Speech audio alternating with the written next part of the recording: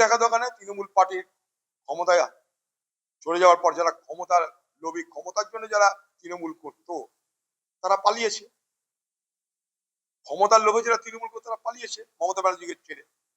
এখন মমতা ব্যানার্জিকে তারা কি করেছে? ডেজার্শন করেছে। জাহাজে যখন জল ঢোকে জাহাজ ছেড়ে আগে পালায় ইঁদুররা, লাফ মারতে আরম্ভ করে, পালিয়েছে তারা।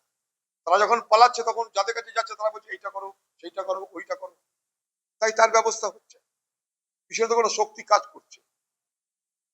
তৃণমূল পার্টিকে আরো বেশি দুর্বল করো, তৃণমূল পার্টিকে আরো ভেঙে দাও, গুড়িয়ে দাও, এই মানসিকতাই দ্বারা পরিচালিত হয়ে কোনো শক্তি কাজ করছে। সে শক্তি নিশ্চয়ই সরকারি শক্তি। তারা তৃণমূলকে মানে ধনে প্রাণে মারার ব্যবস্থা করছে। এটা তারই সমস্ত এক একটা বই প্রকাশ। মমতা ব্যানার্জি নিজে দেখুক যে কাদেরকে নিয়ে তিনি সংসার করেছিলেন, আর কিছু বলবো না। মমতা ব্যানার্জির সব থেকে দুর্ভাগ্য হচ্ছে যে কাছের লোককে চেনে না, যারা দরবারি অর্থাৎ যারা তোষামোদকারী তাদেরকে চেনে।